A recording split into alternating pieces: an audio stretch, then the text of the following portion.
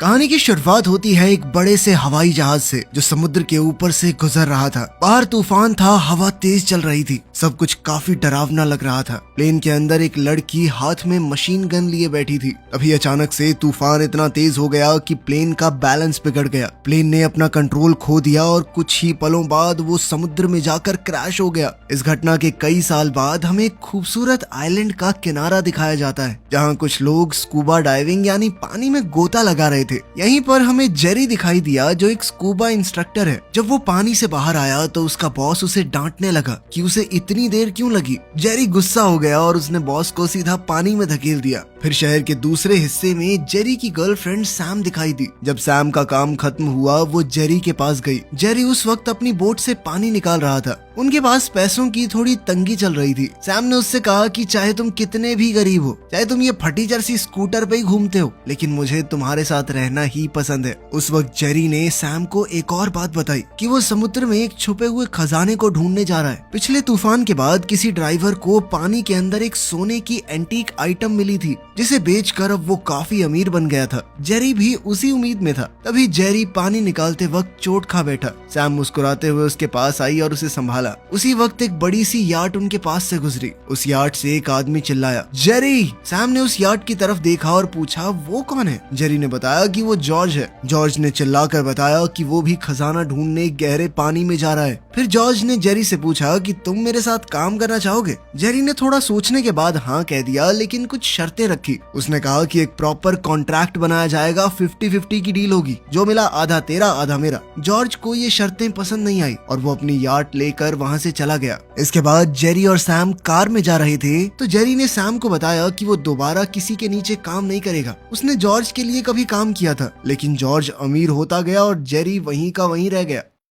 अगले दिन डेरिक और उसकी गर्लफ्रेंड अमांडा भी इसी आइलैंड पर आए। डेरिक और जेरी बचपन के दोस्त थे। वो दोनों एक दूसरे को देखकर बहुत एक्साइटेड थे। इसके बाद वो सब मिलकर मौज मस्ती करने निकल पड़े। डेरिक ने सबको अपना बीच साइड घर दिखाया और बताया कि उसने एक क्रिमिनल क्लाइंट को जेल से छुड़वा दिया था और उसके बदले में क्लाइंट ने उसे कुछ दिनों के लिए घर दिया है। इस घर के साथ एक प्राइवेट बोट भी मिली थी। ये सुनते ही जेरी की आंखों में चमक आ गई। ये बोट तो उनके काम के लिए परफेक्ट थी। फिर वो चारों लोग जेरी, सैम, डेरिक और अमांडा बोट लेके समुद्र में निकल पड़े। सबने स्कूबा गियर पहना और पानी में जंप लगा दी। नीचे सब मजे कर रहे थे, खेल रहे थे। तभी जेरी की घड़ी उसके हाथ से निकलकर नीचे गिरने लगी। उसने सैम से मास्क और फ्लिपर्स मांगे और कहा कि वो नीचे जाके अपनी घड़ी लेकर आएगा। नीचे जाते वक्त जेरी का हाथ एक काले भारी पत्थर से टकरा गया। उसने वो पत्थर उठाया और ऊपर ले आया। बोट पे सबको दिखाते हुए कहा कि ये कोई नॉर्मल पत्थर नहीं है। पहले के जमाने में ऐसे पत्थर को मार्कर के रूप में यूज किया जाता था। उसने कहा कि सब लोग वापस नीचे चलते हैं, शायद उन्हें कुछ और भी मिल जाए। जिसके बाद सभी लोग पानी में उतर गए। नीचे उन्हें कुछ पुरानी चीजें मिली। सब एक एक करके उन्हें बोट पर ले आए। फिर जेरी को एक पुराना खंजर मिला।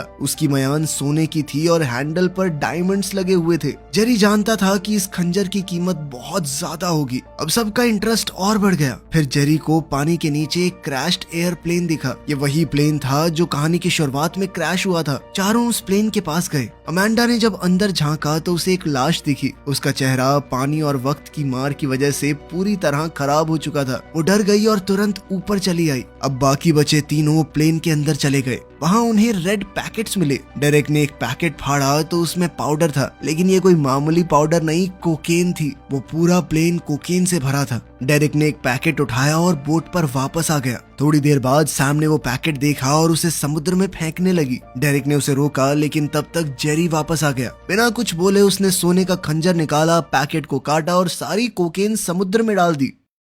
रात को डेरिक ने जेरी से पूछा कि क्या वो सच में मान रहा है कि वहाँ खजाना हो सकता है। सैम ने बताया कि बड़े तूफान अक्सर समुद्री तल को हिला देते हैं, छुपी चीजें बाहर आ जाती हैं। जेरी ने कहा कि कुछ दिन पहले यहाँ एक बड़ा बवंडर आया था, शायद उसने भी कई कीमती चीजों को बाहर निकाल दिया हो। सैम ने भी बताया कि अगर किसी को कोई खजाना या कीमती सामान मिले तो उसके लिए एक लीगल क्लेम फाइल करना पड़ता है। अब सैम का कहना था कि उस जगह पर वापस जाना आसान नहीं होगा, कुछ सामान की जरूरत पड़ेगी और एक मजबूत नाव की भी। लेकिन फिर डेरेक को याद आया कि वो एक आदमी बेजिल को जानता है जो उन्हें पैसे दे सकता है। सब उसकी बात मान गए कि वक्त आने पर ही किसी को बताएंगे। इसके बाद वो सब एक मरीन सप्लाई शॉप में गए बोट और बाकी का सामान लेने। दुकानदार ने उन्हें उनके मतलब की चीजें दिखाई और कहा कि $30,000 लगेंगे। ये सुनते ही सबका मूड खराब हो गया। डेरेक ने बताया कि उसका सब कुछ पिछले मिशन में चला गया और अब वो बिल्कुल कंगाल है। अगले दिन किसी तरह उन्होंने थोड़ा बहुत पैसा जोड़ के कुछ चीजें ले ली और वापस क्रैश साइट पर गए। जेरी और डेरेक पानी के नीचे जाके मलबा हटा रहे थे, तभी अमांडा चुपके से प्लेन के अंदर गई। हालात थोड़े मुश्किल हो गए जब उसकी ऑक्सीजन पाइप कट गई। ऊपर जाकर जेरी ने जब डेरेक से अमांडा के बारे में पूछा तो डेरेक ने जवाब दिया कि मुझे लगा वो तेरे साथ है। जेरी तुरंत चौकन्ना हो गया, एक नया ऑक्सीजन सिलेंडर लेके उसी प्लेन के अंदर गया। प्लेन के कोने में जहाँ पानी नहीं था उसे अमांडा दिखाई दी। उस छोटी सी जगह में सांस लेना उसके लिए मुश्किल हुआ पड़ा था। जेरी ने गुस्से से पूछा कि तुम यहाँ क्या कर रही हो? अमांडा ने कहा कि मैं तुम्हें ढूंढने आई थी, लेकिन जेरी उसके झूठ को समझ गया। बिना कुछ कहे उसे निकाल कर वापस बोट पर ले आया। सब लोगों ने मिशन को वहीं रोक दिया और आइलैंड पर लौट आए। अब उन्होंने जो कुछ भी समुद्र से निकाला था उसे केमिकल ट्रीटमेंट से एक एक करके साफ किया। जब पहला आर्टिफैक्ट केमिकल से बाहर निकला सबकी नजर उस पर टिक गई। वो एक अजीब सी पुरानी सी गन थी, उसके ऊपर कुछ लिखा भी हुआ था। अमांडा ने नजदीक जाकर देखा और कहा कि ये वर्ड रोमन लैंग्वेज का लगता है। डेरिक हैरान हो गया और उसने पूछा कि क्या ये किसी रोमन शिप का हिस्सा हो सकती है।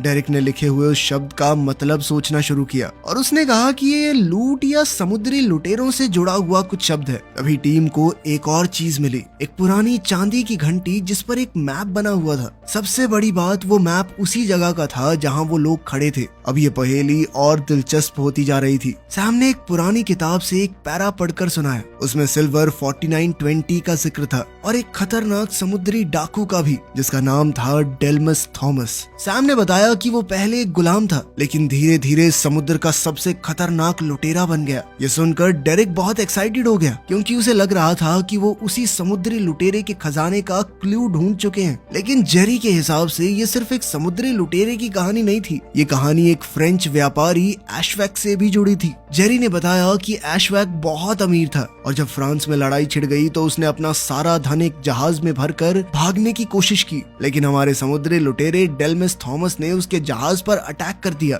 ये सुनकर सबके चेहरे चमक उठे। डेरिक ने पूछा कि अगर वो खजाना हमें मिल गया तो उसकी कीमत कितनी होगी आज के हिसाब से। जेरी ने कहा कि इतनी के तुम सोच भी नहीं सकते, अगर मिल गया तो हम सबकी जिंदगी बदल जाएगी।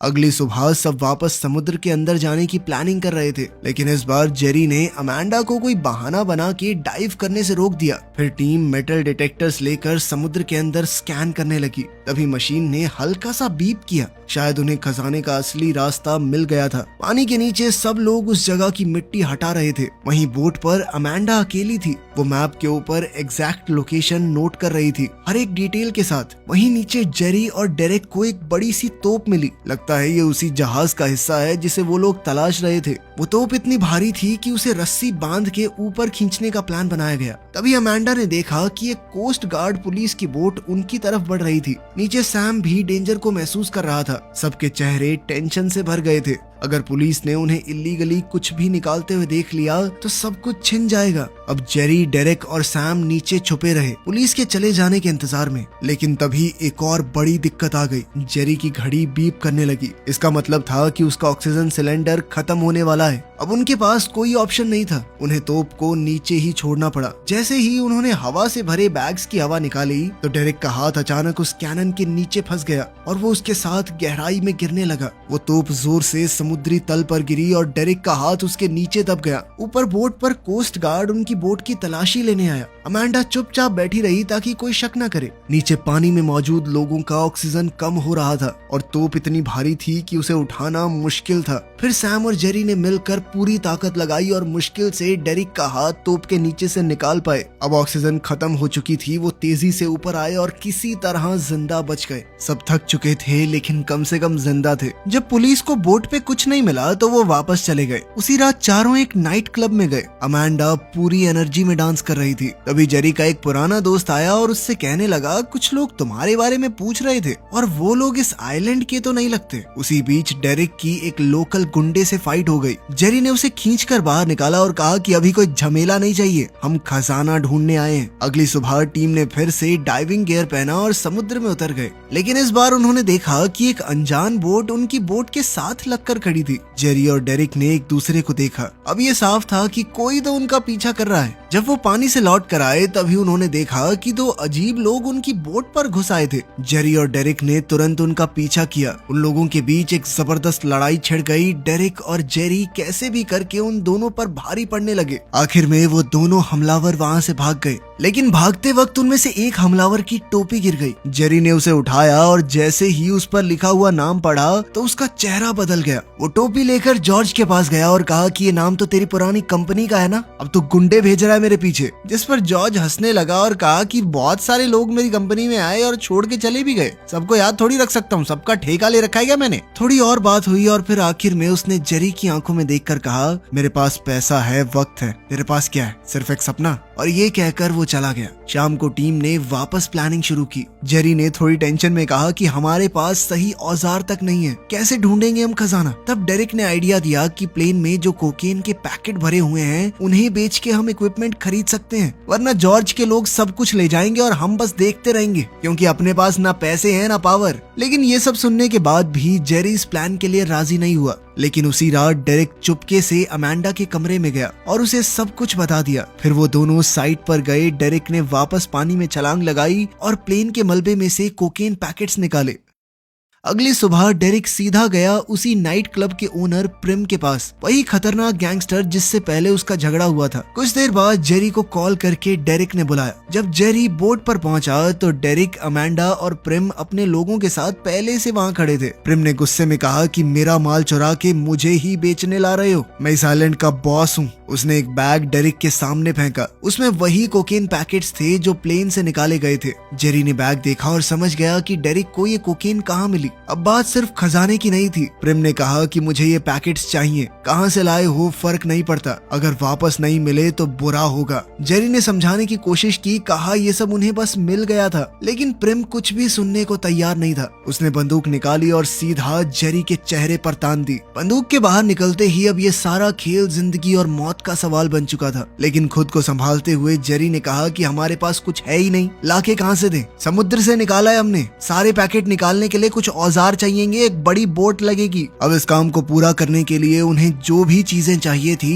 प्रिम ने उन्हें उसके लिए पैसे दे दिए। जाते जाते प्रिम ने धमकी दी, अगर मेरा माल वापस नहीं आया तो मैं उस इंसान को मारूंगा जो तुझे सबसे ज्यादा प्यारा है। उसके आदमियों ने तीनों को वापस आइलैंड पर छोड़ दिया। वापस आके जेरी का गुस्सा फूट पड़ा। जब सैम को पता चला कि जेरी किसी ड्रग डील में फंस चुका है तो उसने सीधे तौर पर कह दिया कि मैं तुम्हारे साथ नहीं हूँ। दूसरी तरफ प्रिम के दिए हुए पैसों से उन्होंने एक हाईटेक बोट और सबसे एडवांस इक्विपमेंट खरीद लिया। अब जेरी ने इसी बोट में लगे कुछ गैजेट्स की मदद से समुद्र तट की ओर तेज लहरें भेजी। धीरे धीरे मिट्टी हटने लगी और असली मलबा दिखने लगा। अब खजाने की असली खोज शुरू हो गई थी। जेरी, डेरिक और अमांडा टीम बनाकर उस खजाने की खोज में लग गए। उन्हें एक पुरानी घंटी मिली जिसमें लिखा था SS ऑरा। ये वही जहाज था जिसका वो लोग पीछा कर रहे थे। अब वो कानूनी तौर पर इस खजाने पर क्लेम फाइल कर सकते थे, लेकिन ये खजाना सिर्फ सोने चांदी का नहीं था। जेरी ने प्लेन से लिए गए कोकेन पैकेट्स को डिस्पोज करने का प्लान बनाया। उन्होंने पैकेट्स को रस्सी से बांधकर समुद्र के अंदर गहराई में लटका दिया। सब कुछ ठीक चल रहा था, लेकिन तभी एक जानलेवा पल आया।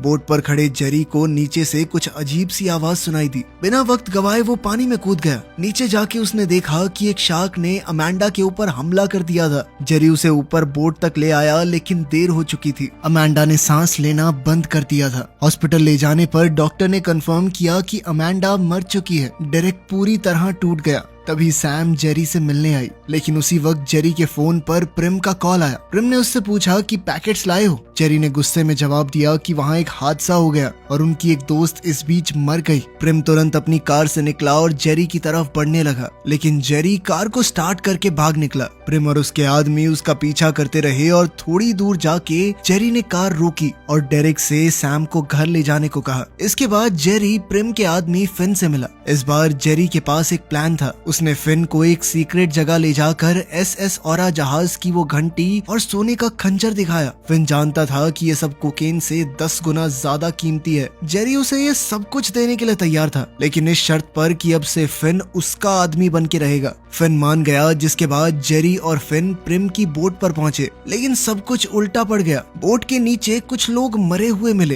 तभी जॉर्ज बाथरूम से निकला, उसके हाथ खून से लाल थे। उसने कहा कि प्रिम मुझे धोखा देने की कोशिश कर रहा था, इसलिए उसे और उसके आदमियों को मारना पड़ा। जॉर्ज ने जब जेरी को मारने की कोशिश की, तब जेरी ने बड़ी चालाकी से समुद्र में छलांग लगा दी। जॉर्ज ने तुरंत अपने आदमियों को ऑर्डर दिया कि जिंदा या मुर्दा मुझे ये आदमी चाहिए, लेकिन जेरी पहले ही प्लान बना चुका था। वो बोट के निचले हिस्से में छुप गया और सही मौका मिलते ही सबसे बचकर सीधा डेरिक के पास पहुंचा। उसने पूछा कि सैम कहाँ है। डेरिक ने कहा कि मैंने तो तुमने जैसा कहा था कि पुलिस वाले के साथ उसे छोड़ दिया था, उसके बाद मुझे नहीं पता। उसी शाम जेरी के फोन पर एक कॉल आया। कॉल पर जॉर्ज था। जॉर्ज ने अब जेरी से कुछ ऐसी बातें कही जिससे पूरी सच्चाई सामने आ गई। दरअसल वो पुलिस वाला भी जॉर्ज से मिला हुआ था। उसने सैम को सीधा ले जाकर जॉर्ज के हवाले कर दिया। जॉर्ज ने जेरी को धमकाया कि वो प्लेन जिसमें ड्रग्स हैं उसकी लोकेशन चाहिए, वरना सैम मरेगी। जेरी के पास ज्यादा वक्त नहीं था। उसने जॉर्ज से सीधा कह दिया कि अगर कोकेन चाहिए तो मेरी बताई हुई लोकेशन पे मिल। जॉर्ज के पास अब कोई दूसरा ऑप्शन नहीं था। उसे पता था कि जेरी ही उसे वहां तक ले जा सकता है। लेकिन तभी पुलिस वाले ने कहा कि मेरा काम हो चुका है, तुम जाओ, अब मैं सैम को खत्म करके इसकी लाश ठिकाने लगा देता हूँ। ये सुनकर जॉर्ज ने अचानक से पुलिस वाले को गोली मार दी। दूसरी तरफ जेरी अकेला उस जगह पर निकल पड़ा जहाँ उसने जॉर्ज को बुलाया था। उसके दिल में एक ही सवाल था, क्या सैम अभी भी जिंदा है? जब जेरी उस जगह पहुंचा तो उसके होश उड़ गए। सैम जमीन पे बंधी थी, उसके पास उस पुलिस वाले की लाश पड़ी थी। जॉर्ज ने फिर एक बार जेरी को धमकाया, सैम को जिंदा चाहते हो तो मुझे प्लेन तक पहुंचाओ। जेरी ने कहा कि चलो एक डील करते हैं, तुम सैम को छोड़ दो, मैं तुम्हें पूरे जहाज का खजाना दे दूंगा।